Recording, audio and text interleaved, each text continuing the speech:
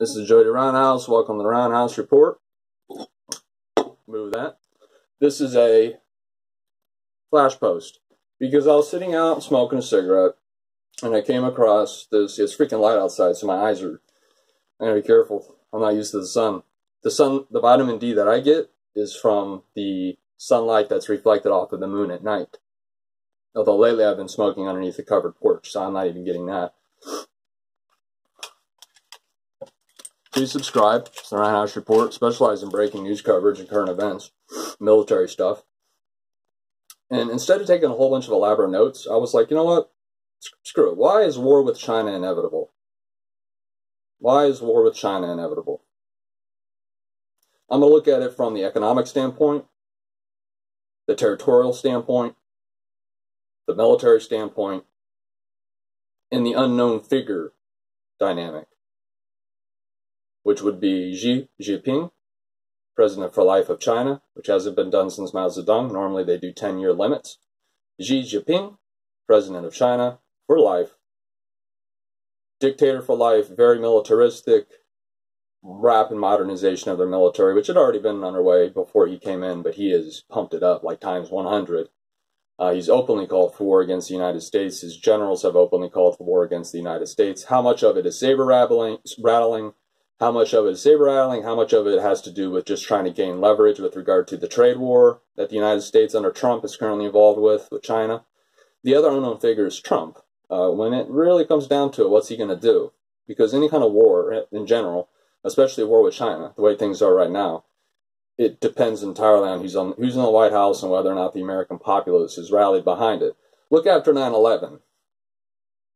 After 9/11, remember the crowds of people that were wanting to kill all the Arabs and they were loving Afghanistan, and remember years and years later we kill bin Laden and there's people in the streets in front of the White House saying, we killed someone, we assassinated bin Laden, badass. That's the kind of public sentiment that needs to be rallied.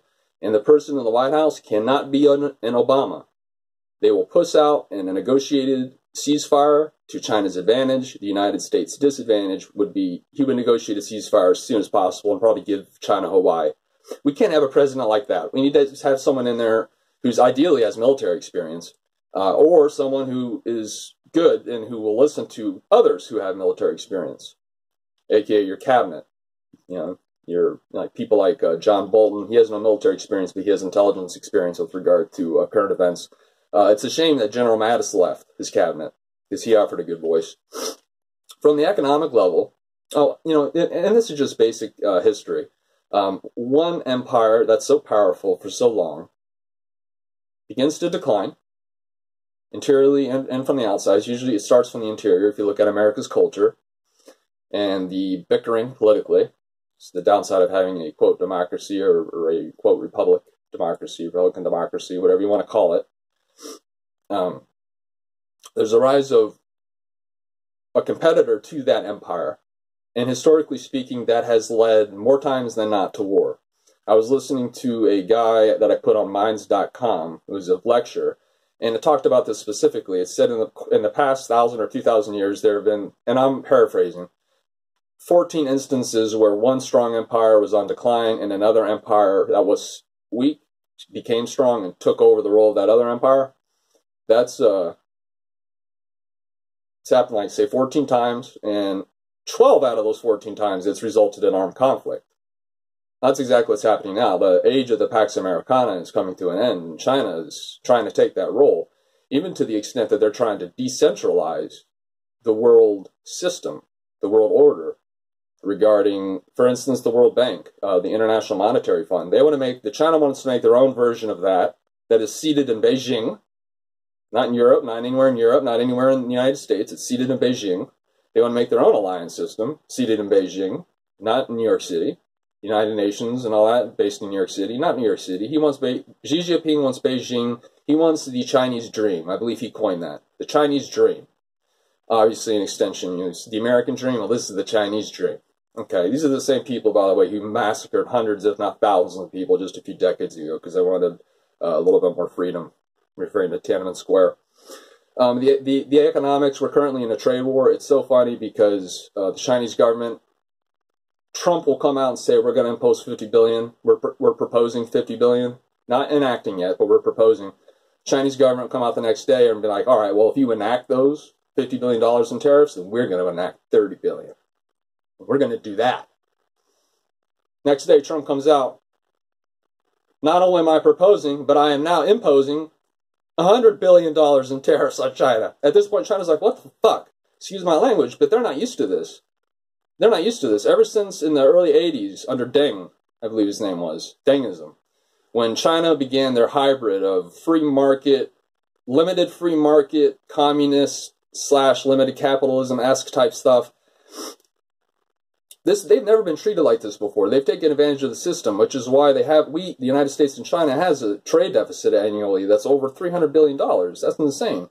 So we're in the midst of a trade war, and it's so funny because Trump knows trade war, trade, economics, this is his thing, generally speaking, as a international juggernaut, business mogul, real estate tycoon. So he knows trade, he knows numbers, and so the Chinese come back and they're like, well, if you hit us for 50, we're gonna hit you for 50. And then Trump, $50 billion in tariffs. Trump comes back the next day and he raises the stakes. We're going to go ahead and do $100 billion on you, China, and I'm not just proposing it, we're actually going to enact it this coming Wednesday. China's like, what the fuck? Why? And then they back up and they're like, what do we do?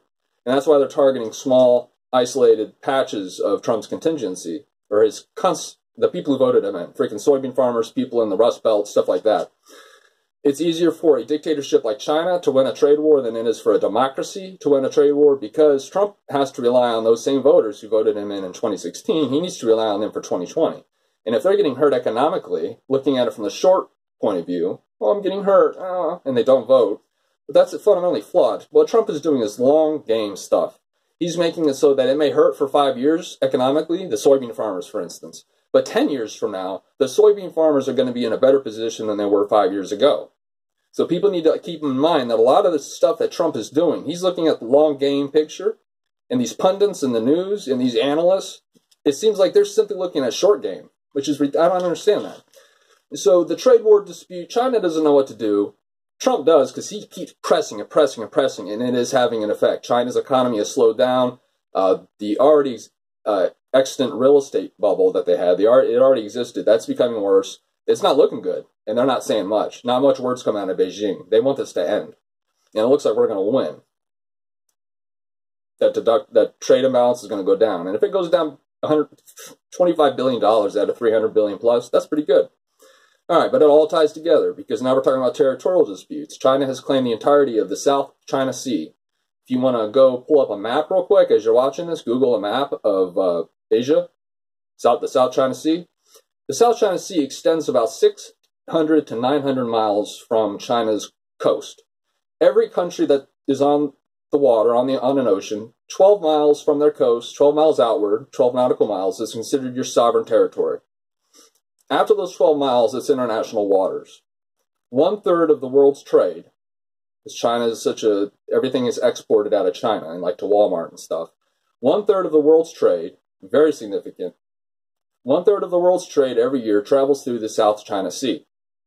China is saying, based on historical, kind of like questionable claims that he's making historically, he's claiming the entirety of the South China Sea, Xi Jinping. They've been building fake islands. It began under Obama, I believe. Again, thank you, Mr. Obama. This should have been stopped then, because right now it's done. The Chinese, under Xi Jinping, took these reefs, like the Spratly Islands, and there are a number of island chains throughout the South China Sea. They were basically little rocks that just barely stood above the water level. And he initiated a massive campaign where they were dredging in sand, and it took years and years. But now those little rocks, they're islands. And guess what the Chinese have done? They've militarized them. And, okay, they didn't use them to put a commercial airstrip for a jetliner. They used it to put a military airstrip that can launch strategic heavy bombers and fighter aircraft. They've lined the shorelines of these said islands with anti-ship missiles, ship-killing missiles, that travel over 1,000 miles an hour, 20 feet above the water. And they're maneuverable. It's going to be hard to shoot that down. If that kills an aircraft carrier, that's 5,000 Americans on that aircraft carrier dead or wounded. That's not going to look good. So that's the territorial aspect of it. They're claiming that. They're saying if you enter the South China Sea, which again, look at the entirety of that. It's millions of square miles, if I recall correctly. if you enter the South China Sea, it's as if you just entered China proper, and we're going to consider this an invasion. That's what they're trying to accomplish, and it's just about done. The fait accompli. The only way to undo what China has done in the South China Sea is they've seized control of it militarily. Fait accompli, without anyone watching, because they're sneaky. Not trying to be racist. I've done research. Chinese, or historically, they rely on deception. So these islands have now been built up, and the only way to get rid of them would be to destroy them, because they're not going to give them up.